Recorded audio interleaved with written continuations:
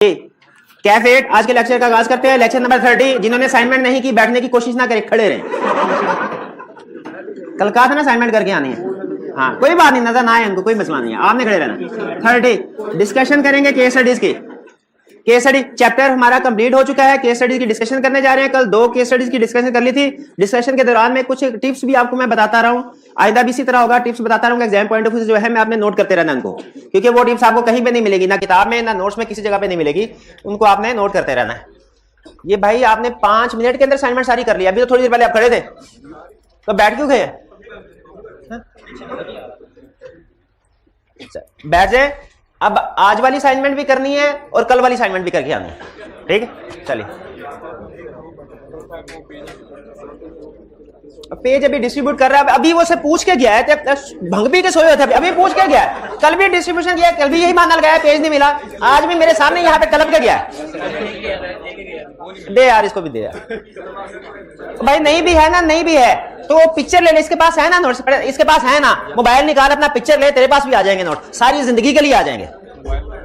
क्या आप तुझे मोबाइल भी लेके दूं?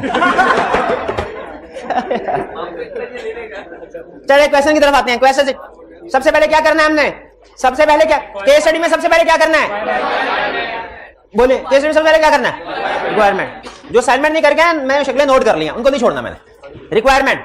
अब बताइए, इन respect of each of the above categories, each of the above मतलब हर एक को अलग-अलग बताना है। ईच का मतलब ये है, each of the above categories of customers discuss appropriateness of sending negative confirmation request. Question क्या बता रहा है? क्वेश्चन की रिक्वायरमेंट क्या कह रही है? क्या करना है हमने? देखना है नेगेटिव कंफर्मेशन एप्रोप्रिएट है कि नहीं। ये केस स्टडीज का मतलब है। रिक्वायरमेंट पढ़ के सोचे ये हमारे किस कंसर्ट पे बेस कर रही है? नेगेटिव कंफर्मेशन के कंसर्ट पे। इसका मतलब है ये सारी की सारी केस स्टडी एक ही कंसेप्ट की, जो अभी तक फिलहाल मेरी जजमेंट है रिक्वायरमेंट की बेस पे, एक कंसेप्ट के ऊपर खड़ी है, नेगेटिव। और जिसको 4 कंडीशंस याद हैं वो इसको अटेम्प्ट कर लेगा। तो सबसे पहले तो 9 नंबर का क्वेश्चन है, और कुछ मुझे आए या ना आए, मैं नेगेटिव कंफर्मेशन की कंडीशन बता दूंगा।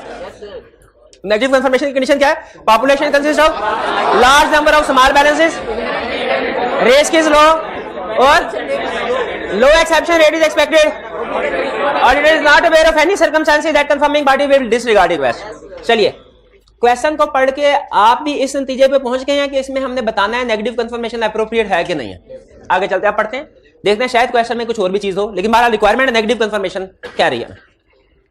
You are currently in the planning phase of the audit of Fresh Dairies Limited for the year ended 31st December 2016.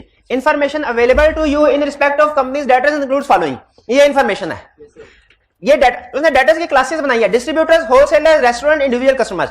इसको हम क्या कहते हैं? लैंग्वेज स्ट्रैटिफिकेशन की, क्लासिफिकेशन की, ठीक है? क्लासिफिकेशन। डिस्ट्रीब्यूटर्स में कितने कस्टमर? 20, 2250, 12, 5700। अब यहां अगर मैं आपसे पूछूं आगे चलने से पहले, आगे उसने बैलेंसेस बताए हुए हैं, लेकिन बैलेंस सिर्फ आप नंबर ऑफ कस्टमर की बेस पे भी एक कंडीशन को चेक कर सकते हैं, large number of small balances को। अब ये जजमेंट है, इसमें कोई हार्ड एंड फास्ट रूल नहीं है कि कितने होंगे तो लार्ज है, कितने होंगे स्मॉल। जजमेंट है। मेरा भाई कॉर्नर में जो बैठा बताया, जजमेंट अपनी अप्लाई करे, कंपैरेटिव एनालिसिस करे, यानी इनका आपस में कंपैरिजन करके मुझे बताइए डिस्ट्रीब्यूटर क्या है? Small number of large balances है, होलसेलर, रेस्टोरेंट स्मॉल, और इंडिविजुअल लार्ज, यानी होलसेलर और individual large number of small balances, और distributor restaurant small number of large balances. ये क्लियर हो गया? इसका मतलब अगर क्वेश्चन सिर्फ इतना ही रहता ना, तो मैं कहता होलसेलर और इंडिविजुअल्स पे, अच्छा आपने गलती आपने आइडेंटिफाई करनी है, गलती, मैं स्टेटमेंट बोलने लगा, सुनिएगा।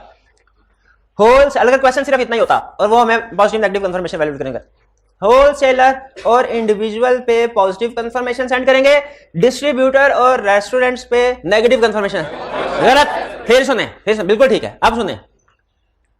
डिस्ट्रीब्यूटर और रेस्टोरेंट पे पॉजिटिव कंफर्मेशन सेंड करेंगे, होलसेलर और इंडिविजुअल कस्टमर पे नेगेटिव कंफर्मेशन सेंड करेंगे। शाबाश। एज्यूमिंग, ये नेगेटिव के साथ है, अदर कंडीशन भी एज्यूम करनी है। Assuming other condition also met, वो 3 छाप दें। क्लियर हो गया? आगे चलते हैं। बैलेंस दिया हुआ है, percentage of customers who confirm the balance last year. Percentage customer who confirm the balance last year. अच्छा एक चीज बताइए, क्या लास्ट ईयर की इंफॉर्मेशन को हम इस साल की डिसीजन मेकिंग में यूज कर सकते हैं? इनिशियल डिसीजन मेकिंग में, इनिशियल डिसीजन मेकिंग में यूज कर सकते हैं, बिल्कुल कर सकते हैं। प्रैक्टिकली जब हम रिस्क असेसमेंट करते हैं ना, तो हम सबसे पहले ये देखते हैं पिछले साल किस किस एरिया में रिस्क था, उम्मीद है इस साल भी उसी एरिया में रिस्क हो। हाँ, बाद में रिवीजन हो सकती है, लेकिन इनिशियली आप पिछले साल की इंफॉर्मेशन को यूज कर, हमारे ऑडिटिंग स्टैंडर्ड में इसकी इजाजत है। अच्छा, जब वो ये कह रहा है, जरा सोचे, percentage of customers who confirm the balance last year, इसका मतलब क्या क्या कह रहा है? कौन सी इंफॉर्मेशन दे रहा है जो हमारी 4 कंडीशन से रेलिवेंट है? एक्सेप्शन रेट, शाबाश। तो इसका मतलब है पहली कैटेगरी में एक्सेप्शन रेट 90% है, शाबाश, 10%, क्योंकि ये वो है जो कंफर्म्ड है। जिन्होंने कंफर्म नहीं किया, जो एक्सेप्शन होगी वो कौन सा होगा? 10%। ये समझ आ रहा है? ठीक है, इसमें एक्सेप्शन रेट, इसमें अच्छा, अब मुझे बताएं, अब इसको इग्नोर कर दें, अगर सिर्फ ये इंफॉर्मेशन और ये इंफॉर्मेशन दी हो, तो बताइए डिस्ट्रीब्यूटर पे नेगेटिव कंफर्मेशन एप्रोप्रिएट है, क्योंकि exception rate is low. Wholesaler पे है, एक्सेप्शन रेट हाई है, इस पे कौन सी कंफर्मेशन? पॉजिटिव, शाबाश, पॉजिटिव। रेस्टोरेंट पे एक्सेप्शन रेट हाई है, 17, इस पे नेगेटिव कंफर्मेशन नहीं अप्रोप्रिएट, पॉजिटिव। और इसमें तो बिल्कुल ही अप्रोप्रिएट, ठीक है, इसमें तो एक्सेप्शन रेट 80% है, इसमें तो नेगेटिव कंफर्मेशन अप्रोप्रिएट पॉजिटिव है। क्लियर हो गया? ये 2 सवाल है मेरे, 2 सवाल। डिस्ट्रीब्यूटर की एग्जांपल के ऊपर फोकस कीजिए, इसको देखें तो लगता है पॉजिटिव, कंडीशन पूरी हो रही है, इसको देखें तो नेगेटिव की कंडीशन पूरी हो रही है। ये फिगर बता रही है पॉजिटिव, ये नेगेटिव। क्या दोनों में से जो मर्जी यूज कर लें? क्या पॉजिटिव? क्यों? एक्सेप्शन रेट लो है, हाँ, बाकी कंडीशन, इसका मतलब अगर एक कंडीशन भी वायलेट हो रही हो तो पॉजिटिव सेंड करेंगे। ये बात समझ आ गई है? अगला सवाल सुमन ने पूछा, उसने कहा सर ये तो सारा सवाल ही गलत है। गलत कैसे? हम तो इस साल का ऑडिट कर रहे हैं, उसने तो पिछले साल का डाटा दिया हुआ है, पिछले साल का डाटा तो नहीं है, तो ये हम यूज नहीं कर सकते। क्या यूज नहीं कर सकते? नहीं। याद रखें, प्रैक्टिकली हमें जो है ना लफ्ज लो एक्सेप्शन रेट इज एक्सपेक्टेड, ये एक्सपेक्टेड का लफ्ज हमें बता रहा है कि हमने अभी एक्चुअली तो जो रिजल्ट आएगा इस साल का वो तो सारा प्रोसेस कंप्लीट होने के बाद आएगा ना, अभी तो हमने इस वक्त पिछले साल की बेस के ऊपर ही डिसीजन प्रोजेक्ट करने हैं। ठीक है, एक्सपेक्टेड का मतलब ये है कि एक्चुअल रिजल्ट जरूरी नहीं है, आप पिछले साल की इंफॉर्मेशन की बेस पे डिसीजन कर सकते हैं। ये क्लियर हो गया? अच्छा, अब क्या बता रहा है? FDL is a low risk client. ये इंफॉर्मेशन क्यों दी है इसने? क्वेश्चन में ये इंफॉर्मेशन क्यों दी है? Is a low risk client, negative confirmation की कंडीशन पूरी करवा रहा है। And therefore you are assessing whether to send negative confirmation request. कर आप असेस कर रहे हैं कि नेगेटिव कंफर्मेशन करनी चाहिए कि नहीं। तो अभी आइए कमेंट करते हैं, डिस्ट्रीब्यूटर पे बताइए पॉजिटिव कंफर्मेशन। अच्छा, सिर्फ इतना बता देंगे, पॉजिटिव के रीजन भी बताएंगे। क्यों बताया? क्यों? बिकॉज पॉपुलेशन कंसिस्ट ऑफ, बस यही लाइन काफी है, बाकी कंडीशन लिखने की जरूरत तो नहीं है, वो तो नेगेटिव में लिखते हैं ना, पॉजिटिव में थोड़ी जरूरत। अच्छा, आगे चलते हैं। होलसेलर में पॉजिटिव के नेगेटिव, पॉजिटिव के नेगेटिव, होलसेलर में नेगेटिव के पॉजिटिव। पॉजिटिव क्यों? Exception rate is high, exception rate high है। अब और कोई नहीं बोलेगा, कैसे पता चला एक्सेप्शन रेट हाई है? कोई नहीं बोलेगा। 30% है, ठीक है, क्योंकि 70% ने एग्री किया था, कंफर्म किया था, 30% ने नहीं किया था, तो एक्सेप्शन रेट क्या हुआ? 30%। शाबाश, इस पे भी पॉजिटिव, इस पे भी पॉजिटिव, इस पे भी पॉजिटिव। रेस्टोरेंट पे पॉजिटिव, क्यों positive? Exception rate is high और पॉपुलेशन कंसिस्ट ऑफ, एक भी लिख दे तो काम चल जाएगा वैसे, लेकिन पॉजिटिव है, दोनों लिखना चाहे दोनों भी लिख सकते हैं, कोई हर्ज नहीं है। इंडिविजुअल कस्टमर्स, इस पे भी पॉजिटिव, क्यों? Exception rate is high, very very high, ठीक है, यानी सब पे, लेकिन रीजनिंग डिफरेंट है, रीजनिंग डिफरेंट, वो हमने एनालिसिस करके रीजनिंग बता दी। क्लियर हो गया ये? अच्छा, अब मुझे बताइए वो क्वेश्चन, एक होता है क्वेश्चन, क्या मैं असल में पंजाबी के अल्फाज पता नहीं आपको समझ आएगा नहीं, एक होता है क्वेश्चन की मिख निकालना, मिख समझते हैं क्या होता है? जो हड्डियों का गुदा होता है, हाँ वो उसके अंदर काम की चीज सारी। इस क्वेश्चन की मिख क्या थी जिसको हमने आपको कल सिखाया था ना? तरीका वारदात आई कैप का लिखना है। तरीका वारदात बताइए, इस क्वेश्चन में आपने क्या चीज सीखी? के 15% से ऊपर एक्सेप्शन रेट हाई होगा। क्या और क्या सीखी आपने? कंडीशन कोई भी वायलेट हो जाए तो पॉजिटिव होगी। अब ये आपकी अपनी हो सकता है, किसी स्टूडेंट ने कोई चीज सीखी हो, किसी स्टूडेंट ने कोई चीज सीखी हो, ये आपका अपना अपना है। लेकिन हर क्वेश्चन के बाद कोई ना कोई नई चीज आपने सीखी जरूर होनी चाहिए। अगर आपने किसी भी क्वेश्चन में किसी भी सब्जेक्ट के किसी भी किया और उसमें कोई नई चीज ना सीखी, आपने टाइम जाया किया। और जो नई चीज सीखी आपने लिखनी है किसी साइड पे, जो नई चीज सीखी आपने लिखनी है। इससे आप की रिवीजन भी होती जाएगी इंशाल्लाह, और आपका जो नॉलेज है वो भी बढ़ता जाएगा। ये क्वेश्चन क्लियर? इसमें कोई प्रॉब्लम तो नहीं? स्प्रिंग 17 का क्वेश्चन नंबर 7 था। आगे चलते हैं, question 7 next. You are the audit incharge, you are the audit incharge of, नहीं, you are the audit incharge of requirement case study. बल्कि हर क्वेश्चन में पहले रिक्वायरमेंट पढ़ा करें, क्योंकि क्वेश्चन मैंने कहा था जो थ्योरी का क्वेश्चन होता है ना, उसमें एक ही केस वो डिफरेंट एंगल से पूछ सकता है। सिमिलर इंफॉर्मेशन रिपोर्ट में भी टेस्ट हो सकती है, रिस्क असेसमेंट में भी टेस्ट हो सकती है, सब्सिक्वेंट इवेंट के टॉपिक में भी टेस्ट हो सकती है। अब मेरे माइंड को क्वेश्चन पढ़ने से पहले ये पता होना चाहिए कि उसने इंफॉर्मेशन का एनालिसिस किस टॉपिक के लिहाज से करना है, वो उस लिहाज से फोकस हो जाता है। ठीक है, तो मेरे माइंड को कैसे पता चलेगा ये क्वेश्चन किस टॉपिक है? रिक्वायरमेंट पढ़ के। जब मैं रिक्वायरमेंट पढ़ूंगा ना, अब ये मुझे पता नहीं चलता, लेकिन बैक एंड के ऊपर माइंड सबकॉन्शियस में ऑटोमेटिकली फिल्टरिंग कर देता है। सिर्फ उस चैप्टर के कंसेप्ट्स आगे आ जाएंगे मेरे माइंड में और बाकी चैप्टर के कंसेप्ट पीछे चले जाएंगे। Discuss with reasons whether you agree with the approach adopted और conclusion drawn by the audit team. कह रहा बताओ अप्रोच ठीक है कि नहीं? जब इस तरह की वर्डिंग होगी ना, इसका मतलब है रिक्वायरमेंट से हमें टॉपिक का पता नहीं चला, जनरल वर्डिंग दे दी ना उसने, इसका मतलब हमें क्वेश्चन पढ़ के ही टॉपिक का पता चलेगा। कोई प्रॉब्लम की बात नहीं। आगे B, provide brief guidance to the audit team in respect of each of the above situation. अच्छा, अब देखिए इसी तरह का क्वेश्चन कल भी हमने किया था। क्या कमेंट कीजिए सीनियर की सजेशन ठीक है कि नहीं, और अगर नहीं ठीक तो बताइए क्या। इसी तरह का क्वेश्चन था ना, मिलता जुलता वही है।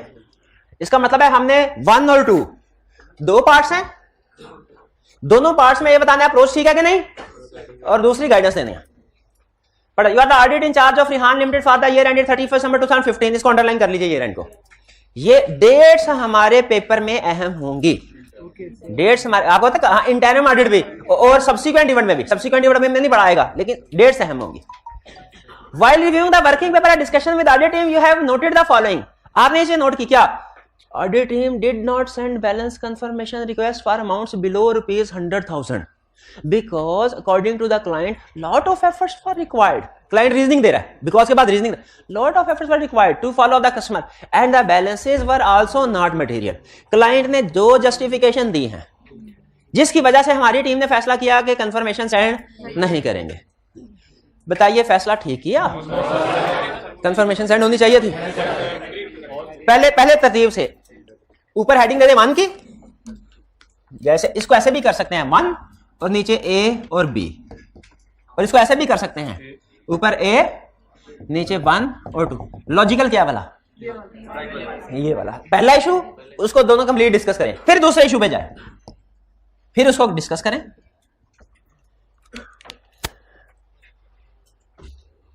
क्यों आप कह रहे हैं कि गलत किया? क्यों? बिकॉज इंडिविजुअली इमटेरियल एग्रीगेट होकर मटेरियल हो सकती है। फेल। रीजन वैलिड है, कंप्लीट नहीं है। क्लाइंट ने 2 आर्गुमेंट्स दिए हैं, दोनों ही गलत हैं, लेकिन आप सिर्फ एक के ऊपर कमेंट कर रहे हैं। हाँ, अगर वो कहे lot of efforts were required to follow, lot of, मुझे बताइए कि लॉट ऑफ एफर्ट्स रिक्वायर्ड होना किसी प्रोसीजर को मिट करने की रीजन है? नहीं है। सर ये मैंने क्वेश्चन नहीं किया, क्यों नहीं किया? सर बड़ा मुश्किल था। बड़ा मुश्किल था तो इसी में तो रिस्क है, इसी के तो आने का चांस है। तो जिनमें रिस्क ज्यादा है उनमें तो लॉट ऑफ एफर्ट्स होंगी, हमारा रूल यही है। तो लॉट ऑफ एफर्ट्स की वजह से प्रोसीजर को मेट कर सकते हैं। अच्छा, इसमें एक नई चीज मैंने सीखी इस क्वेश्चन में कि अगर स्टेटमेंट के अंदर उसने एक से ज्यादा गलतियां इंक्लूड की हुई है ना, एक स्टेटमेंट मैंने सारी आइडेंटिफाई करनी है, मैंने सिर्फ एक पे कमेंट करके तसल्ली नहीं कर लेनी। ये मैंने रूल सीखा है इस क्वेश्चन से, नया रूल। क्या सीखा है? एक स्टेटमेंट के अंदर एक से ज्यादा गलतियां हो और वो हमसे कमेंट करने को कहे तो हमने सबके ऊपर कमेंट करना। क्लियर हुई है बात? एग्री करते हैं जी? लॉट ऑफ एफर्ट्स का कंसेप्ट क्लियर हो गया। और दूसरा कौन सा कंसेप्ट क्लियर हुआ? इमटेरियल। अच्छा, ये तो हमने कल भी सीख लिया था। इंडिविजुअली इमटेरियल एग्रीगेट होकर मटेरियल हो सकती है, इसलिए उनको स्किप नहीं करना। आज नई चीज लॉट ऑफ एफर्ट्स वाली सीखी। आगे चलते हैं। Second, one of the conclusion drawn as per the working paper is there are no unrecorded liabilities. अच्छा, there are no unrecorded liabilities कौन सी असर्शन है? जब हम कहते हैं there are no unrecorded liabilities, तो हम कौन सी असर्शन के बारे में कह रहे हैं कि ये ठीक है? Completeness. There are no unrecorded liabilities का मतलब है कंप्लीटनेस। कह रहा है there are no unrecorded liabilities as confirmation have been received from all selected parties and no differences were noted, hence no further test is required. जी बताइए। इसमें मुझे confirm है क्लास में कोई माइका लाल पूरा जवाब नहीं दे सके हैं? क्या? हाँ, एक्सटर्नल कन्फर्म, ये कंक्लूजन गलत है, हम इसे एग्री नहीं करते। क्यों नहीं एग्री करते? क्योंकि एक्सटर्नल कंफर्मेशन कंप्लीटनेस के जैसे वेरीफाई नहीं होते। बस हाँ, शाबाश। आगे बताएं, क्या बताएंगे कि एक्सटर्नल कंफर्मेशन से कंप्लीटनेस की असर्शन वेरीफाई नहीं होती, तो कंप्लीटनेस की असर्शन कैसे वेरीफाई होती है? फिर कंप्लीटनेस की असर्शन कैसे वेरीफाई होती है? कैसे होती है वेरीफाई, बता सकते हैं? हाँ, स्पोर्टिंग डॉक्यूमेंट्स का सैंपल सेलेक्ट करके देखेंगे रिकॉर्ड हुआ कि नहीं। लेकिन यहां पे लफ्ज स्पोर्टिंग डॉक्यूमेंट्स लिखेंगे तो नंबर नहीं देगा। जीडीएन कहेंगे फिर भी नंबर नहीं देगा। कि कंफर्मेशन नहीं, जीडीएन एक मिनट हरे क्राइटेरिया है कि डेटर है? लायबिलिटीज है, तो जीडीएन नहीं बोलना, जीआरएन बोलना है। सैंपल सेलेक्ट करेंगे जीआरएन का और देखेंगे रिकॉर्ड हुआ कि नहीं। एक ही है, एक ही है। एक दूसरा प्रोसीजर भी है, कंपेयर करेंगे पिछले साल के साथ। पिछले साल कितने क्राइटर्स थे, इस साल कितने क्राइटर्स हैं। ऐसा तो नहीं पिछले साल कोई क्राइटर था, इस साल नहीं है। एनालिटिकल प्रोसीजर होता है ना, ये कंपैरिजन। एनालिटिकल प्रोसीजर में सीखा है ना, एक कंपैरिजन करते हैं हम। कंपैरिजन में यही देखते हैं पिछले साल की निस्बत इस साल अमाउंट कम या ज्यादा तो नहीं। अभी फिलहाल ये दो प्रोसीजर को पिक कीजिए, एक सैंपल सेलेक्ट करके देखना ये जीआरएन का, और दूसरा एनालिटिकल प्रोसीजर। समझ आया ना? बाकी कुछ और प्रोसीजर भी हैं कंप्लीटनेस को वेरीफाई करने के लिए, कंप्लीटनेस ऑफ लायबिलिटीज के लिए, लेकिन वो अभी हम उस चैप्टर में पढ़ेंगे। किस चैप्टर में भला? जिस चैप्टर में सारे के सारे सब्सटेंटिव प्रोसीजर डिस्कस हुए हैं, चैप्टर 10, ठीक है, उसमें स्टडी करेंगे। फिलहाल सिर्फ इतने दो प्रोसीजर काफी हैं। क्लियर हो गया? ये एनालिटिकल प्रोसीजर समझ आ गया ना आपको? चलिए, ये क्वेश्चन क्लियर। इसमें कोई पॉइंट आप पूछना चाहते हो पूछ लें। तो उसमें नई चीज हमने क्या सीखी? कंप्लीटनेस के प्रोसीजर सीखे। नए कंप्लीटनेस के प्रोसीजर सीखे नहीं। जीआरएन वाली बात तो हम पहले चैप्टर 3 में सीख चुके हैं, वो नहीं थी। कंप्लीटनेस के प्रोसीजर सीखे। हाँ जी बिल्कुल। कंपैरिजन देखिए, हम एक क्लाइंट पे, अब प्रैक्टिकल एग्जांपल बताता हूं। हम एक क्लाइंट पे ऐड करने के लिए गए, उसने लायबिलिटीज बैलेंस शीट में लिखी हुई थी। बैलेंस शीट में एक ही लाइन आइटम आती होती है लायबिलिटीज की। उस लायबिलिटीज के अंदर क्या क्या पड़ा हुआ है वो नहीं आता। प्रैक्टिकली हेडिंग होती है creditor, accrued and other liabilities. एक लाइन आइटम होती है बैलेंस शीट में, उसके अंदर कितने कितने क्रेडिटर्स, अक्रूड लायबिलिटीज हैं, कोई ये नहीं आता। तो ये हम क्लाइंट से लिस्ट मंगवाते हैं। क्लाइंट से लिस्ट मंगवाई, अब हम कर क्या रहे हैं, उसको कंपेयर करते हैं पिछले साल की लिस्ट के साथ। भाई पिछले साल भी तो लिस्ट बनी होगी, और देखते हैं पिछले साल की निस्बत इस साल लिस्ट में कोई अनयूजुअल चेंज तो नहीं है। उस ऑडिट में हमें पता चला पिछले साल अक्रूड लायबिलिटी लास्ट मंथ का इलेक्ट्रिसिटी का बिल रिकॉर्ड किया हुआ था। इस महीने का, इस साल दिसंबर के महीने का इलेक्ट्रिसिटी एक्सपेंस अक्रू नहीं किया हुआ था। अब ये बजाहिर देख के शायद मुझे पता ना चलता, लेकिन जब मैंने पिछले साल के साथ कंपेयर किया मुझे याद आ गया। मैंने कहा वो आखिरी महीने का बिल अक्रू करता है, क्लाइंट से पूछा क्यों नहीं किया, उसने कहा सर बिल अभी आया ही नहीं। उस दिन नहीं आया था, 31 दिसंबर को नहीं आया, बाद में आया था। तो बताइए बिल बाद में आया हो, उसकी अक्रूवल रिकॉर्ड करनी होती है कि नहीं? बिल बिजली का हमेशा आता बाद में ही है। सैलरीज भी मोर देन 90% केसेस में नेक्स्ट मंथ में पे होती है, इसको अक्रू तो करना होता है। कहता है सर भूल गया मैं, सर भूल गया मैं। और पिछले साल के वर्किंग पेपर में यही लिखा हुआ था कि क्लाइंट ने पिछले साल भी यही कहा था, सर मैं भूल गया, आइंदा से रिकॉर्ड कर लूंगा। तो ये जो चीजें अक्रूवल्स वगैरह होती है ना, क्लाइंट अक्सर भूल जाता है। इसीलिए कंपेयर करके हम देखते हैं क्या उसने लायबिलिटीज कंप्लीटली रिकॉर्ड कर ली है कि नहीं कर ली। और अक्सर ये आप प्रैक्टिकली भी देखेंगे, सैलरीज की अक्रूवल, रेंट की अक्रूवल, रेंट अगर प्रीपेड में नहीं है तो, या ये यूटिलिटी बिल्स की अक्रूवल क्लाइंट भूल जाया करेगा। तो ये है कंपेयर। अब देखिए कंपैरिजन करके अगर कोई अमाउंट मिसिंग का पता चल गया कि नहीं चल गया, तो कंप्लीटनेस इंश्योर होगी। ये है कंपैरिजन का मतलब। क्लियर हुआ जी? कोई और इशू? आगे चले, नेक्स्ट क्वेश्चन की तरफ चलते हैं। क्वेश्चन नंबर 3 में क्वेश्चन है, वो 3 तो अभी पकड़ने लगे हम। हाँ, ये अभी सारा डिस्कस करते हैं, बेफिक्र है। ये स्प्रिंग 20 का क्वेश्चन आ जाए। You are the audit manager in the form of chartered accountants during, oh yes, sorry. Evaluate का मतलब क्या होता है? Evaluate का, हाँ, एनालिसिस दे रहा हूं इसका। एविडेंस ऑब्टेन, कि एविडेंस सही ऑब्टेन हुआ कि नहीं हुआ। एंड डिस्क्राइब द स्टेप्स, और अगर एविडेंस सही ऑब्टेन नहीं हुआ, describe the step in which the audit team में perform in respect of the above debtors. बताइए कि टीम मजीद क्या प्रोसीजर परफॉर्म कर सकते हैं। देखिए ये भी रिक्वायरमेंट उसी तरह किया, इवैल्यूएट करो गड़बड़ है कि नहीं इसमें, और अगर गड़बड़ है तो बताओ मजीद काम क्या करना है। रिक्वायरमेंट पढ़ के देखिए, यही कह रहे हैं ना, रिक्वायरमेंट में हमारे लिए कोई नई चीज तो नहीं है। अल्फाज शायद डिफरेंट है, लेकिन पूछ वही चीज रहा है। भाई ये मैं सिचुएशन दे रहा हूं आपको, इसको वैल्यूएट करके बताओ इसमें कोई गड़बड़ तो नहीं, अगर है तो प्रोसीजर बताओ। देखते हैं हमने जो कुछ सीखा हुआ है उसके मुताबिक इन लोगों ने काम ठीक किया कि नहीं, और अगर नहीं किया तो बताना पड़ेगा कि क्या काम ठीक। कह रहे you are the audit manager in the firm of chartered accountants during the audit of client for the year ended 31 2019। Dates को अंडरलाइन कर लेंगे हम। हर क्वेश्चन में रेलिवेंट नहीं होगी, लेकिन जिन क्वेश्चन में रेलिवेंट होगी, आदत पड़ी होगी ना, तो उसमें हम इसको आइडेंटिफाई कर लेंगे। The audit team has prepared following schedule to summarise the responses from 3 debtors. Audit team ने ये शेड्यूल बनाया। पहला, ए डेटर, बैलेंस कितना रिसीवेबल था एट ईयर एंड, डेटर ने कितना कंफर्म किया, कमेंट में क्या कह रहा है, confirmation was received through client. तो कोई बात और कोई नहीं बोलेगा जी। मेरे भाई बताइए, इवैल्यूएट कीजिए। अब एक तो हेडिंग देना ना, इवैल्यूएट की, कमेंट करें क्या ये एविडेंस ठीक है, क्यों ठीक, इसमें क्या गड़बड़ है, इनडायरेक्ट एविडेंस है, इसकी रिलायबिलिटी रिड्यूस होगी।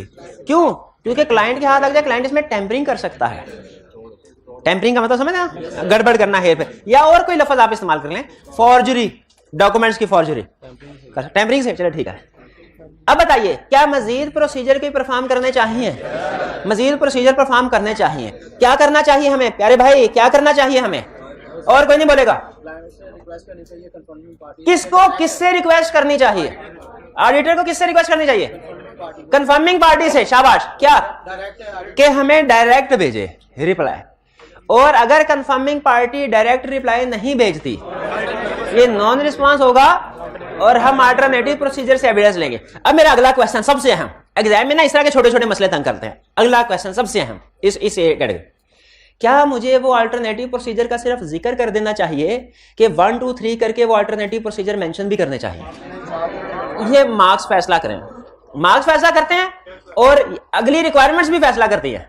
अगर उसने किसी अगली रिक्वायरमेंट्स में अल्टरनेटिव प्रोसीजर पूछे हुए ना, तो फिर हम पिछली रिक्वायरमेंट्स में उनको ऐड नहीं करते हैं। तो मैंने अभी फिलहाल इसको छोड़ दिया, यहां पे एंड पे जाके देखूंगा अगर मार्क्स ज्यादा हुए मटेरियल के लिहाज से तो मैं फिर इसमें अल्टरनेटिव प्रोसीजर भी फिट कर दूंगा।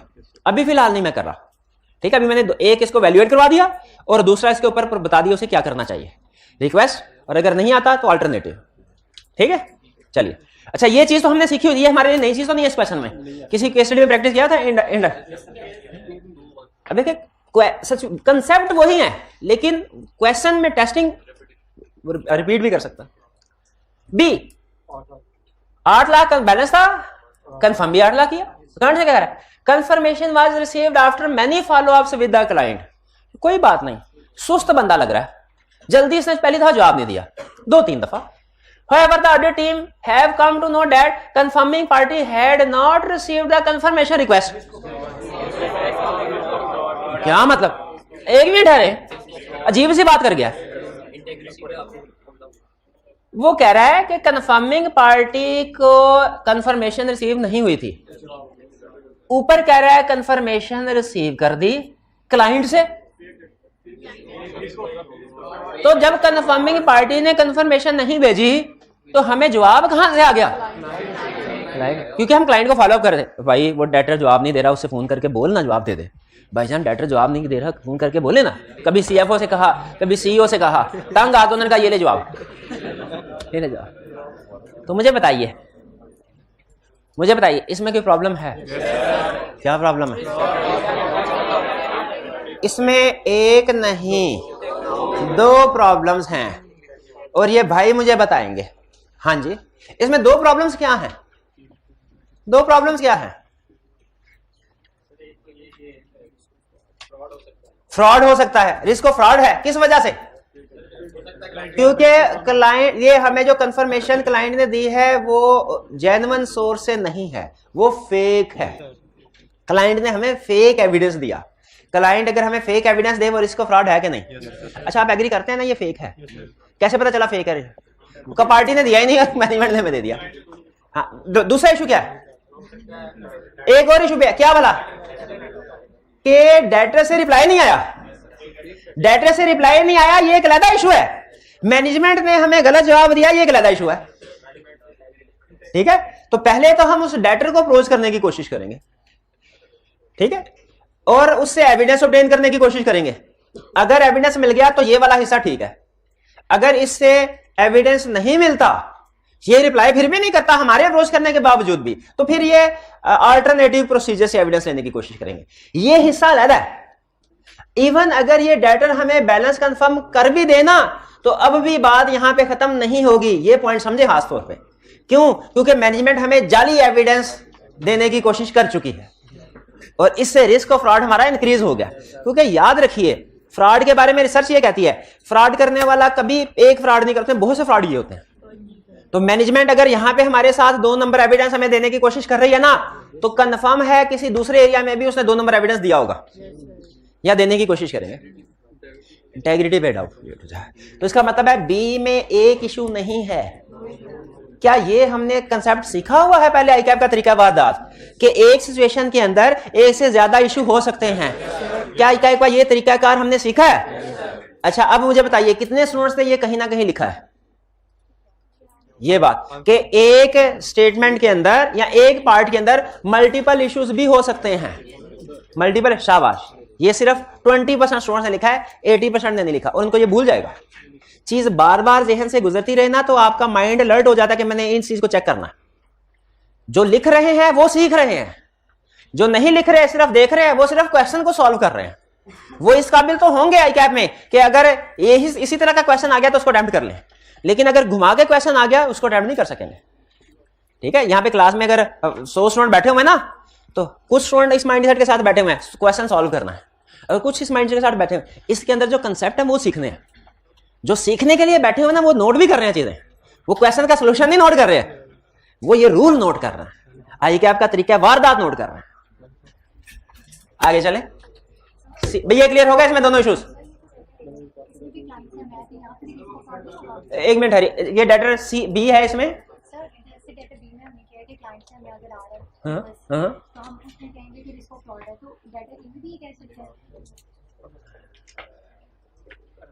इनका क्वेश्चन ये है सर, इसमें मैनेजमेंट के थ्रू आया हमें जवाब, तो हमने कहा रिस्क ऑफ फ्रॉड है, तो ये भी तो मैनेजमेंट के थ्रू आया था। इसमें पार्टी नहीं भेजा था, लेकिन मैनेजमेंट के थ्रू आया था। इसमें मैनेजमेंट ने खुद क्रिएट किया, खुद क्रिएट किया जी। हाँ, वहां पे भी हो सकता है टेम्पर कर दिया हो, लेकिन इसीलिए तो हमने उसे कहा कि भाई हम खुद लेंगे। लेकिन वहां पे हमने इसे रिस्क ऑफ फ्रॉड की तरफ नहीं लेके गए। यहां पे तो वो इंफॉर्मेशन दे रहा है जो हमें बता रही है कि हमने रिस्क ऑफ फ्रॉड की तरफ जाना है। किस इंफॉर्मेशन से पता चल रहा है रिस्क ऑफ फ्रॉड की तरफ जाना है? पार्टी ने भेजा ही नहीं, मैनेजमेंट ने खुद से क्रिएट किया हुआ है। मैनेजमेंट ने खुद से क्रिएट किया हुआ है। ठीक है, अच्छा, मैनेजमेंट तो दूर की बात है, आपको एक रियल केस स्टडी बताता हूं। यूएसए की एक बड़ी फर्म का पार्टनर था, उसने सिर्फ, हमारे ऑडिट का रूल होता है कि ऑडिट आपने जितने भी प्रोसीजर परफॉर्म करने हैं ना, वो ईयर एंड वो ऑडिट रिपोर्ट देने से पहले परफॉर्म करने हैं, बाद में नहीं करने। ये रूल लिखा हुआ है, ये कॉमन सेंस का रूल है ना, समझ आते हैं ना भाई। जो काम करना है पहले करो, रिपोर्ट दे दी उसके बाद तो काम। उधर के आईकैप ने कहा हम क्वालिटी कंट्रोल रिव्यू करेंगे। पार्टनर ने कहा अच्छा वर्किंग पेपर देखे, एक वर्किंग पेपर के ऊपर प्रोसीजर लिखने लिखा हुआ था। उस पार्टनर ने सिर्फ इतना काम किया था कि ऑडिट रिपोर्ट साइन होने के बाद, महीने 1.5 महीने बाद, जब क्वालिटी कंट्रोल रिव्यू की टीम आई ना, तो टीम को वर्किंग पेपर दिखाने से पहले उसने उस वर्किंग पेपर पे खुद प्रोसीजर परफॉर्म कर लिख दिया कि मैंने ये किया, ये किया, ये किया। हालांकि पहले किया नहीं हुआ था, ये रिपोर्ट से पहले नहीं किया हुआ था, बाद में किया, लिख दिया। उधर के आईकैप ने पकड़ लिया उनको। कैसे पकड़ा इसकी तरफ हमें जाने की जरूरत नहीं है, वो बाद में कभी देख लेंगे। उस पार्टनर को 3 साल के लिए बैन कर दिया कि आप किसी ऑडिट नहीं कर सकते हैं। और 3 साल बैन होने का मतलब एक तरह से परमानेंट ही होता है, क्योंकि ये नहीं होता कि 3 साल के लिए पार्टनर बैन हुआ ना तो फर्म 3 साल उसका इंतजार करेगी, फर्म अगले ही दिन उसकी जगह पे दूसरा पार्टनर भर्ती कर लेगी। तो अब आप सोचे, बाजाहिर देखने में छोटा सा मसला लग रहा है कि भाई मैं तो कॉलेज में भी ऐसे करता था, सर होम असाइनमेंट देते थे, मैं नहीं करता था उस दिन, मैं तो चैप्टर कंप्लीट हो जाता उसके बाद करता था, सर तो कुछ नहीं करते थे, सर ने तो कभी नहीं कहा भाई क्लास में नहीं आना। भाई वो टीचर और है और क्वालिटी कंट्रोल रिव्यूअर और है। तो मुझे बताइए, अगर सिर्फ उसने प्रोसीजर लिखे 3 साल के साथ, तो ये जो मैनेजमेंट जाली एविडेंस ऑडिटर को दे रही है, इसके साथ क्या सलूक होना चाहिए? फांसी तक कम की बात ही नहीं होनी चाहिए इसके साथ, जो जाली एविडेंस दे रही हो। ठीक है, क्लियर हुआ ये? इसमें आपको ये समझ आ रही है ना कि मैनेजमेंट हमें जाली एविडेंस दे रहने की कोशिश कर रही है। ये पॉइंट पिक करना था इसमें। हाँ बिल्कुल, उसका डेटर की तरफ से, डेटर को तो पता ही नहीं है। हाँ जी जी, डेटर बी के सोल्यूशन में क्या लिखा हो?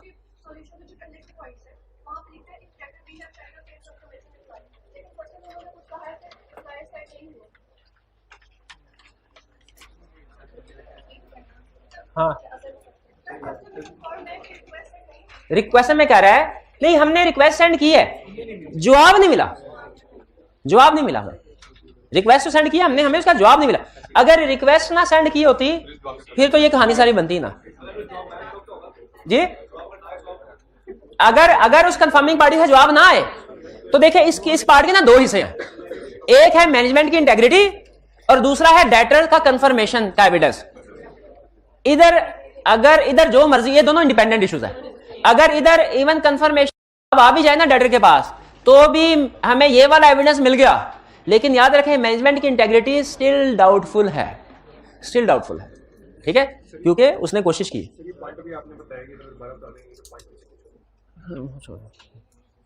मुझे अंदाजा है, अच्छा मेरा क्वेश्चन उनको मुतमिन नहीं कर सका, मुझे इसका भी अंदाजा है।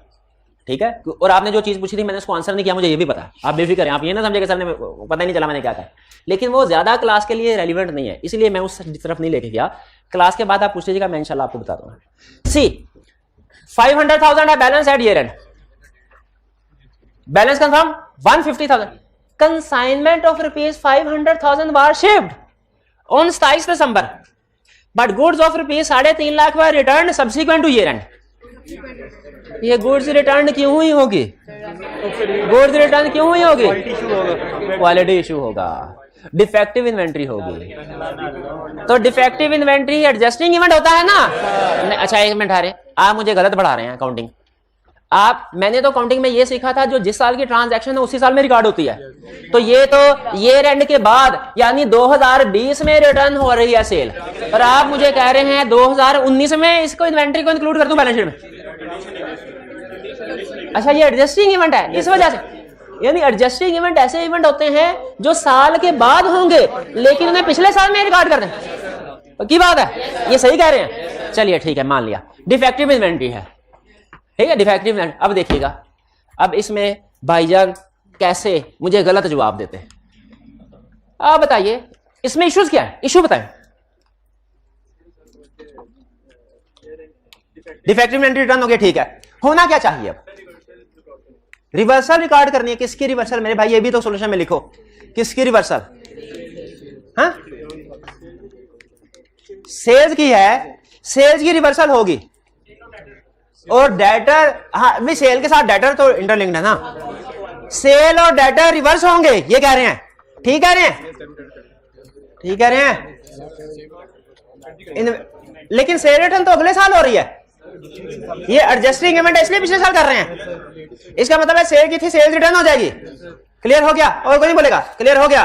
गलत जवाब दिया, कहा था ना कैसे गलत जवाब देंगे। एनआरवी क्या? एनआरवी इसमें भी एक केस है, इसके अंदर 2 इश्यूज हैं, एक है रिवर्सल ऑफ सेल और दूसरा है एनआरवी ऑफ इन्वेंट्री। सेल्स और डेटर्स को रिवर्स करेंगे और स्टॉक को एनआरवी पे इंक्लूड करेंगे। ठीक है, ठीक है, ये इंक्लूड, ये हमने इंश्योर करना। भाईजान कह रहे हैं क्या पता सही हुई हो, क्लाइंट ने एंट्री कर लिया, यही कहना चाह रहे हैं। 100% कंफर्म मैं क्लाइंट ने एंट्री नहीं की। कोई स्टूडेंट बता सकता है क्यों मैंने कहा? अरे भाईजान अगर क्लाइंट ने सेल्स रिटर्न 3.5 लाख की एंट्री की होती ना तो ये बैलेंस 5 लाख ना होता, ये 1.5 लाख होता। क्लाइंट ने सेल्स रिटर्न की एंट्री नहीं की हुई, हमने रिवर्सल की एंट्री डालनी है और इन्वेंट्री को एनआरवी शो करना है। रिवर्सल की एंट्री में तो चले आपने कहेंगे we shall propose client to record reversal of sales. Inventory को we shall also recommend suggest client to record inventory at NRV if defective, जो कि बज़ाहिर लग रहा है डिफेक्टिव, इफ डिफेक्टिव लिख सकते हैं, कोई बात नहीं। ठीक भैया, ये समझ आ गई आपको?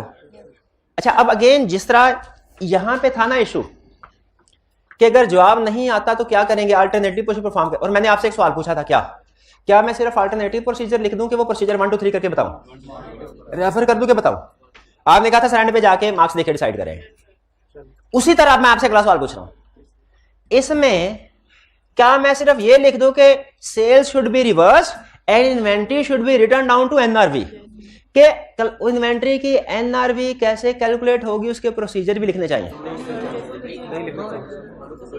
कितने स्टूडेंट्स का ख्याल है इन्वेंट्री की एनआरवी कंफर्म करने के प्रोसीजर लिखने चाहिए? कितनों का ख्याल है नहीं लिखने चाहिए? नहीं लिखने चाहिए। इररेलेवेंट नहीं है, एनआरवी का इशू है। प्रोसीजर लिखने है कि नहीं, ये डिपेंड, सुन लें, मार्क्स पे डिपेंड करेगा, मार्क्स पे डिपेंड कर। अगर आपने जितना आंसर लिख दिया ना तीनों सिचुएशंस का, आप उसकी लेंथ से मुतमिन है कि 10 नंबर के लिए इतना काफी है, तो फिर इस अल्टरनेटिव प्रोसीजर को भी छोड़ दें, एनआरवी के प्रोसीजर को भी छोड़ दें। लेकिन अगर आप उससे मुतमिन नहीं है, आपको लगता है कि नहीं 10 नंबर के लिए 10-12 लाइंस काफी नहीं होते, मुझे मजीद कुछ लिखना चाहिए, तो उस सूरत में यहां पे अल्टरनेटिव प्रोसीजर्स भी लिखें और यहां पे एनआरवी के प्रोसीजर्स भी लिखें। हाँ, क्या लिखेंगे वो भी चैप्टर 10 में हम सीखें, अभी सिर्फ आपको बता रहा हूं। जैसे अगर आप कहें तो 1-2 प्रोसीजर बता दूं, लेकिन उससे पहले नहीं देखें। एक सवाल आपने पूछा, एक अकाउंटिंग एंड डेबिट गाइड, एक सवाल मैं भी आपसे पूछता हूं, आप मुझे इसके प्रोसीजर बता दें, अल्टरनेटिव क्या है, मैं आपको इन्वेंट्री की एनआरवी के प्रोसीजर बता देता हूं। हाँ, चैप्टर 10 में कर लेंगे? ना ना ना ना ना, ये किया हुआ है। चलो ये चैप्टर 10 में कर लेंगे, जो नहीं किया हुआ, जो किया हुआ है वो तो बताएं।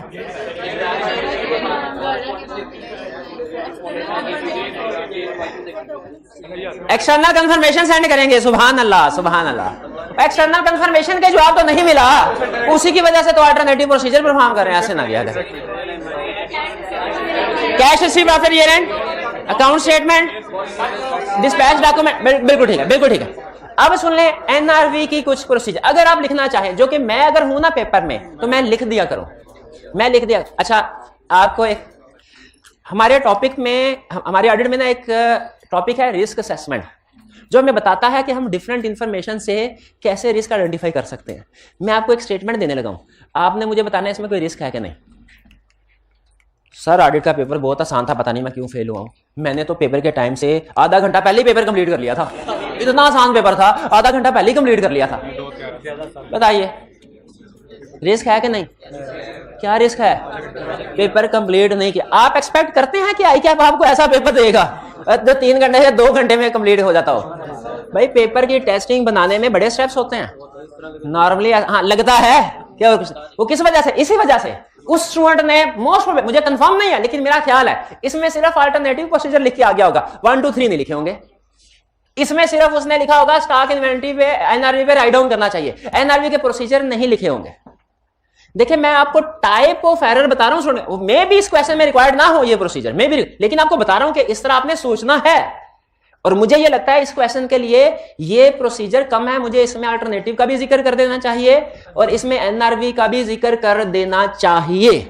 याद रखिए, हम ज्यादा लिखना हमेशा सेफर होता है, ज्यादा लिखना हमेशा, उससे मांगा भी हुआ एंड डिस्क्राइब द स्टेप्स। ठीक है, जो सिखाना चाह रहा हूं वो समझ आ रहा है कि नहीं आ रहा? ज्यादा लिखना हमेशा बेहतर होता है। और ये जो कंसेप्ट है ना, हमारे ऑडिट में भी 2 जगह पे टेस्ट हुआ है। एक जगह पे उसने कहा क्वालिटी कंट्रोल इश्यूज आइडेंटिफाई कीजिए, और नीचे उसने कहा पिछले साल टीम मेंबर ने जितने टाइम में काम किया था ना, इस साल दूसरे टीम मेंबर ने उसे आधे वक्त में काम कर लिया। और कहा देखा सर, हालांकि इस दफा क्लाइंट का आधा स्टाफ जो है महीने की छुट्टियों पे गया था, उसके बावजूद मैंने पिछले सेशन की निस्बत, पिछले साल की निस्बत आधे वक्त में काम कंप्लीट किया है। दे मुझे most efficient employ of the firm का अवार्ड दे।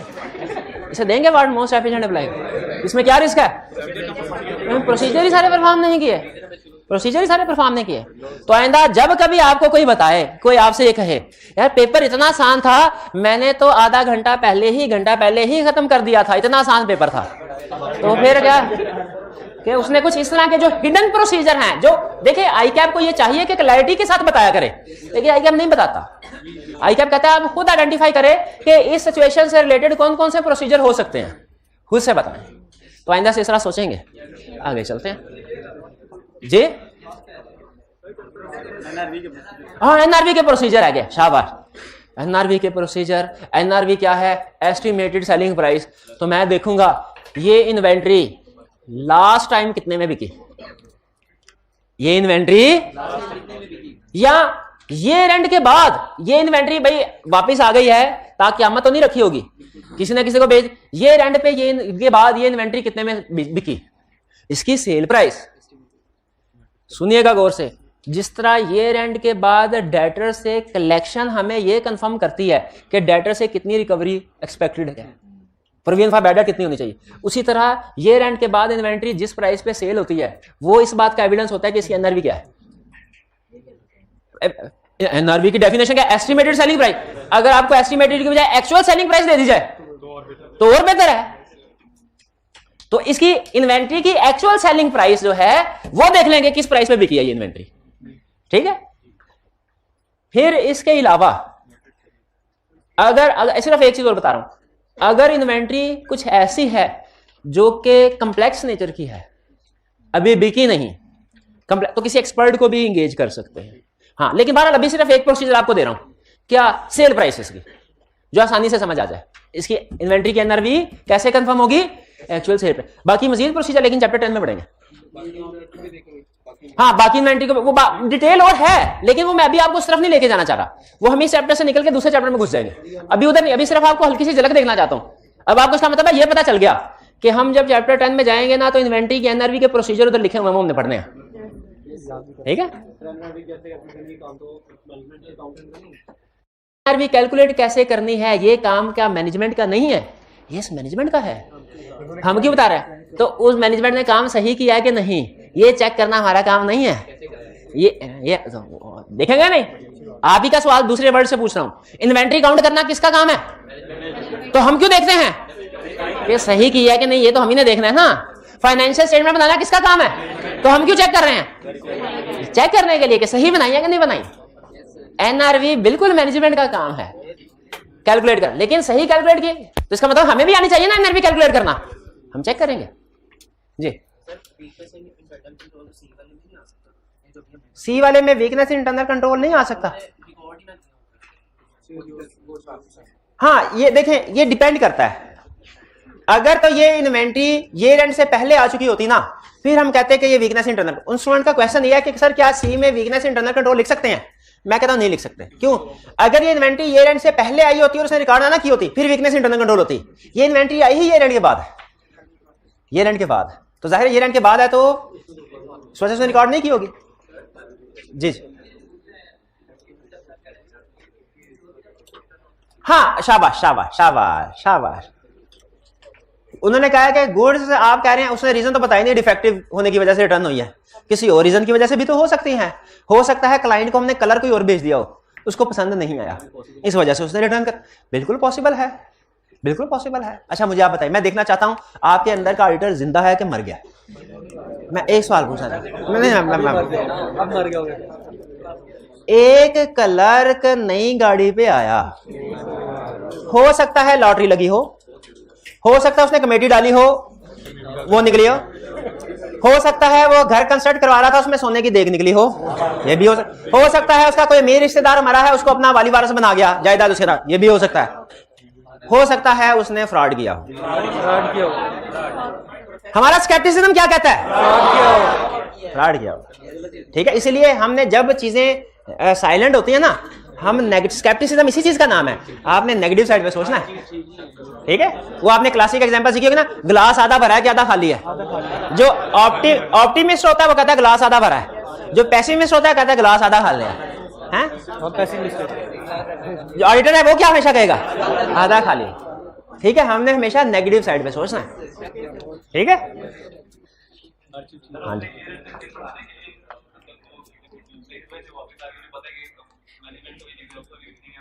हाँ, ये भी बिल्कुल वैलिड रीजन है। स्टूडेंट ने कहा सर हो सकता है क्लाइंट ने ईयर एंड पे सेल्स को ओवरशेड करने के लिए किसी फेक डायरेक्टर को चीजें भेज दी जो ईयर एंड के बाद वापस आ गई। बिल्कुल ये भी हो सकता है। तो इसमें हमारा एक सेल रिटर्न वाला तो फिर भी पॉइंट आएगा।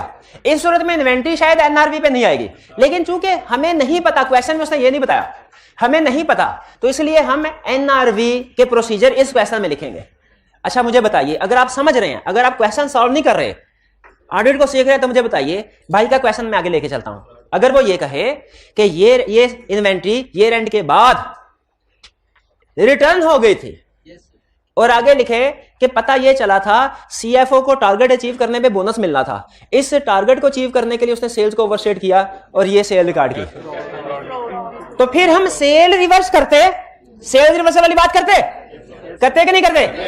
एनआरवी ऑफ इन्वेंट्री वाली बात करते नहीं करते, लेकिन एक और बात करते, रिस्क ऑफ फ्रॉड वाली। शाबाश, रिस्क ऑफ फ्रॉड। तो क्वेश्चन में अगर वो इंफॉर्मेशन चेंज कर देना तो उस लिहाज से फिर हमारे प्रोसीजर भी चेंज हो जाएंगे। तो बिल्कुल बहुत सी रीजन हो सकती हैं स्टॉक रिटर्न होने की। अगर वो स्पेसिफिक रीजन दे तो हम उस लिहाज से अपने प्रोसीजर बना लेंगे। अगर स्पेसिफिक रीजन नहीं देता तो हमने क्या सोचना है, स्टॉक किस वजह से रिटर्न हुआ, भाई नॉर्मल रीजन, फिर नॉर्मल रीजन ही जूम करेंगे ना। नॉर्मल रीजन रिटर्न होने की क्या होती है? Effective inventory. इफेक्टिव इन्वेंट्री, ठीक जी। इंपेयरमेंट टेस्टिंग कब रिक्वायर्ड होगी? इंपेयरमेंट टेस्टिंग कब रिक्वायर्ड होगी? ये मैंने अभी नहीं कंसेप्ट क्लास में इंपेयरमेंट का लफ्ज़ नहीं ना बोला हुआ, फ्यूचर में लिखा, अभी इसको छोड़ दें। अच्छा जो बात समझा रहा हूं समझ आ रही है अभी तक सारी बातें? नहीं अब पूछा तो बता देता हूं। प्रैक्टिकली जब इन्वेंट्री एनआरवी पे आती है ना, हम उसकी रीजन भी देखते हैं। अगर आपको याद हो ना तो IS 2 में शायद ये डिस्क्लोजर है, वो ये जहां पे ये कहता है ना कि जो इन्वेंट्री एनआरवी पे राइट डाउन किया है वो लिखो कि इन्वेंट्री एनआरवी, वहां पे शायद उसकी रीजन भी कहता है लिखो। रीजन कहता है कि नहीं? कहता है कि नहीं रीजन? चले बहरहाल अगर नहीं भी कहता ना तो हम प्रैक्टिकली पूछते हैं क्यों एनआरवी। बाज़ औक़ात रीजन होती है इन्वेंट्री स्पेसिफिक, उस इन्वेंट्री के, जैसे हो सकता है इन्वेंट्री टूट फूट गई हो। बाज़ औक़ात रीजन होती है जो सिर्फ उस इन्वेंट्री की नहीं बल्कि सारी इन्वेंट्री से रिलेट कर रही होती है। जैसे इन्वेंट्री हो सकता है इस वजह से एनआरवी पे क्योंकि वो मॉडल चेंज हो गया है, कंपैरेटर ने नया मॉडल लॉन्च कर दिया, ठीक है, या उस इन्वेंट्री को मैन्युफैक्चर करते हुए कोई टेक्निकल फॉल्ट आ गया था, उस इन्वेंट्री को मैन्युफैक्चर करते हुए कोई टेक्निकल फॉल्ट आ गया था ऐसा जिसकी वजह से उसके फंक्शन ठीक काम नहीं करते, ब्रेक पे पैर रखें वो रेस पकड़ लेती है गाड़ी। अगर इस तरह का मैन्युफैक्चरिंग फॉल्ट हो तो फिर एक इन्वेंट्री रिटर्न हुई, ये C5 लेवल की केस स्टडी थी, उसमें उसने कहा कि गाड़ी है ना, गाड़ी कंपनी का मॉडल है, गाड़ी बेचती है, पता चला है कि उसके 3-4 केसेस ऐसे आए हैं डिफरेंट कार्स में कि जिसकी वजह से एक्सीडेंट हुए हैं। तो बताइए आप क्या करेंगे? मुझे ये बताइए, क्या हमें जिन गाड़ी का एक्सीडेंट हुआ है सिर्फ उन्हीं की एनआरवी वगैरह की एडजस्टमेंट होनी चाहिए? सबकी होनी, क्योंकि मैन्युफैक्चरिंग फॉल्ट है। अच्छा सबकी होनी चाहिए, इसे एग्री करते हैं क्योंकि मैन्युफैक्चरिंग फॉल्ट है, सारी इन्वेंट्री फर्क है। अच्छा मैन्युफैक्चरिंग फॉल्ट है ना, तो जो चीज मैन्युफैक्चर हुई वो फॉल्टी, तो जो चीज इनको मैन्युफैक्चर कर रही है वो भी फॉल्टी होगी कि नहीं होगी? वो मशीनरी, वो फिक्स एसेट भी तो फॉल्टी है, उसमें फॉल्ट आया तभी तो सारी, एक आधी गाड़ी में फॉल्ट हो ना हम कहते हैं यार लोडिंग अनलोडिंग में गड़बड़ होगी, ठीक है, लेकिन जब सारी गाड़ियों में कंसिस्टेंट फॉल्ट आ रहा है उसका मतलब क्या है?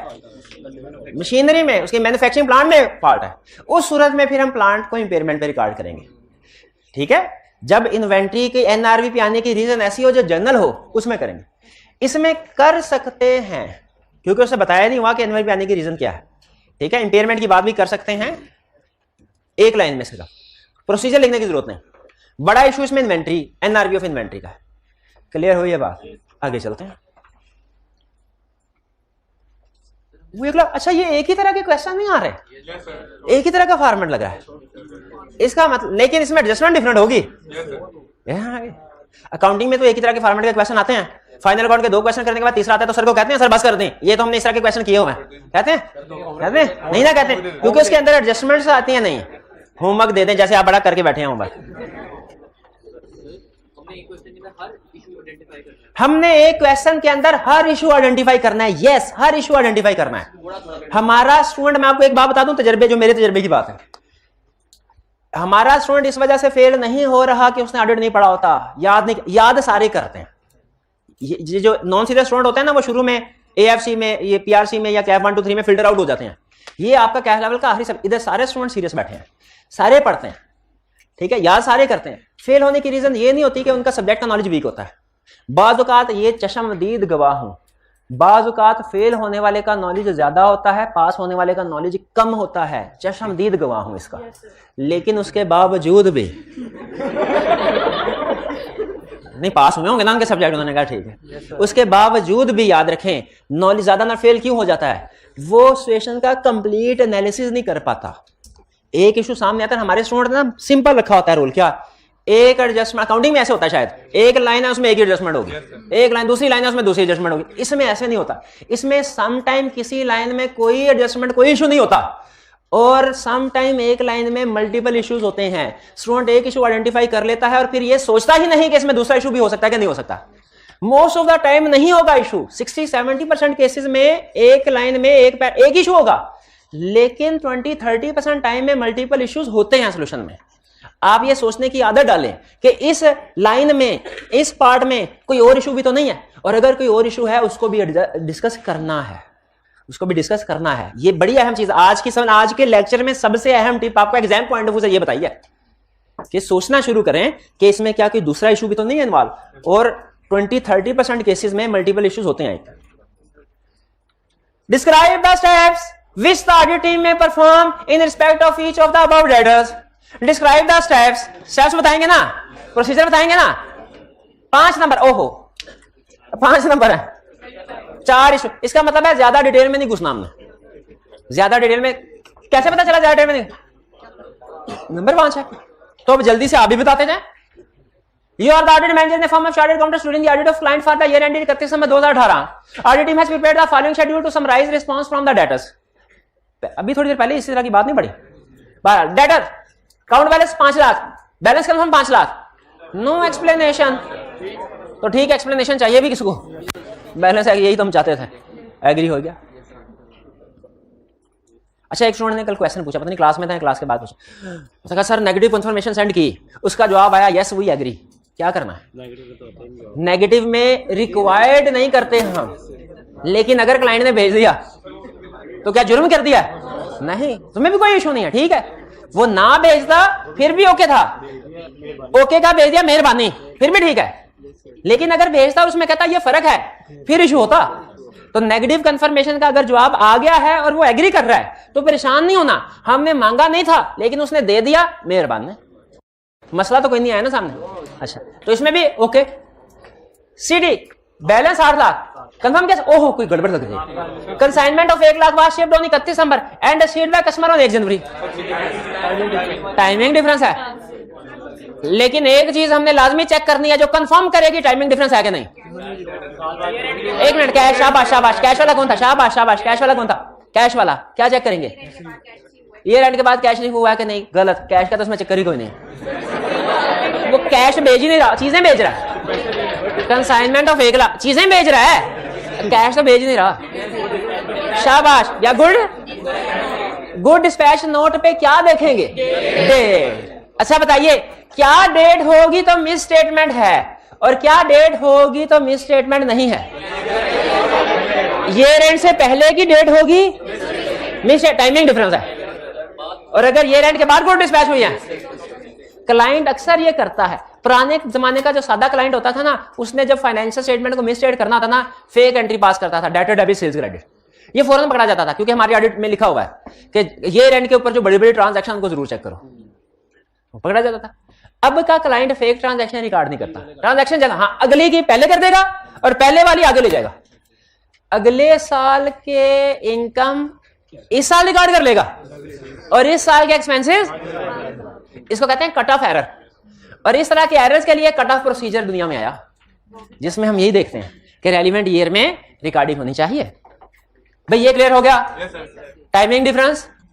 और एक चीज जरूर लिखनी है, क्या, date of good dispatch note, जो साबित करेगी। केएल 6 लाख, जवाब कितना, 2.5 लाख, 3.5 लाख इधर गया भाई, correct. Consignment of 6 lakh was shift on 27 December but goods amounting to rupees 7.5 never return due to quality issue subsequent to year end. अच्छा, इसमें तो आप नहीं ना पूछेंगे, इसमें तो उसने, इसमें सबसे अहम लफ्ज अगर मुझसे पूछे ना, क्वालिटी इशू, अंडरलाइन करें। देखिए, अगर किसी भी सब्जेक्ट को सीखना चाहते हैं ना, एक एक लफ्ज के ऊपर फोकस करना होता है। ये इस लफ्ज का मतलब क्या है, इस लफ्ज का मतलब क्या है, एक एक लफ्ज से। हाँ, इसमें क्वालिटी देखे, पिछले क्वेश्चन में उसने क्वालिटी इशू का वर्ड नहीं, आपके 2-3 स्टूडेंट्स ने अपना अपना आर्गुमेंट दे दिया, सर हो सकता है कोई और रीजन हो सकता है फेक, इसमें उसने क्लियरली कह दिया। तो ये अब ये आई कैप का तरीकाकार देखे, जब उसने स्टूडेंट को इजी रखना होता है ना, वो क्वेश्चन में क्वालिटी इशू फुल इंफॉर्मेशन देगा। जब उसने इजी नहीं रखना होता तो फिर फुल इंफॉर्मेशन नहीं देता। लेकिन हमने प्रैक्टिस की होती है तो हमें अंदाजा हो जाता है कि जब कभी इन्वेंटरी रिटर्न होगी ना, सजेस्टेड सॉल्यूशन में भी वो इसको एनआरबी के ऊपर लेके जाता है, ये क्वालिटी इशू डिस्कस करता है। कभी तो खुद कह देगा, नहीं भी किया हुआ हमने क्वालिटी इशू सोचना। क्लियर हो गया? इसमें सेल की रिवर्सल, इन्वेंटरी को एनआरबी राइट डाउन करना है, राइट डाउन के प्रोसीजर हम नहीं लिखेंगे इसमें नहीं। हालांकि पिछले क्वेश्चन में कहा आपको रिकमेंड किया लिखे, इस क्वेश्चन में कह रहा नहीं लिखेंगे। अच्छा, क्वेश्चन वही है, इंफॉर्मेशन भी तकरीबन वही है, उस क्वेश्चन में कह रहा था आपको लिखे, इसमें मार्क्स कम है इसमें, शाबाश। इसमें भी इंपेयरमेंट है, यस लिख सकते हैं, लेकिन नंबर कम है, ना भी लिखे तो काम चलेगा, टाइम है तो लिख भी सकते हैं। 4 lakh, no reply received, no explanation. क्या करना है? अल्टरनेटिव प्रोसीजर, ठीक है। इसने नेगेटिव पॉजिटिव बताया हुआ है तो बेहतर है दोनों लिख दें। अगर नेगेटिव है तो कोई नहीं, अगर पॉजिटिव है तो अल्टरनेटिव प्रोसीजर लिखें। क्लियर? हाँ हाँ, क्या? हाँ, पॉजिटिव भी अज्यूम कर सकते हैं, अल्टरनेटिव डायरेक्ट भी लिख सकते हैं, डायरेक्ट भी लिख सकते हैं, लेकिन नेगेटिव और पॉजिटिव दोनों कर सकते हैं। होमवर्क आपका क्या है भैया? अभी अगले क्वेश्चन है ना ये,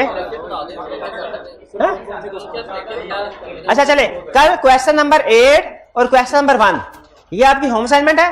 अगर सबको वैसे मिल गए होंगे, लेकिन अगर किसी को सेट नहीं मिला ना तो साथ वाले से लेके तस्वीर ले ले।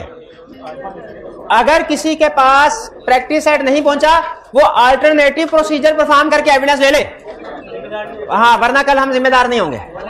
और इसके अंदर ना एक कैटेगरी, 2 तरह की कैटेगरी दी गई है, एक कोर प्रैक्टिस, एक एक्सटेंडेड प्रैक्टिस। डिफरेंस को गोली मारे, आपने एक्सटेंडेड प्रैक्टिस के सारे क्वेश्चन रिटन फॉर्म में करके आने हैं, सारे करने हैं। छोटे छोटे सवाल हैं, एक सवाल 3 लाइन का है, एक 6 लाइनों का है, एक 40 लाइनों का है। मिक्सर है ना, लेंथी भी है, पता है मुझे, लेंथी भी है पता है, लेकिन छोटे छोटे भी है। आप कर सकते हैं, आप कर सकते हैं, बस ठीक है। आपकी ये असाइनमेंट नोट कर लिया आपने। चलिए आज का लेक्चर यहाँ पे खत्म करते हैं। अल्लाह हाफिज।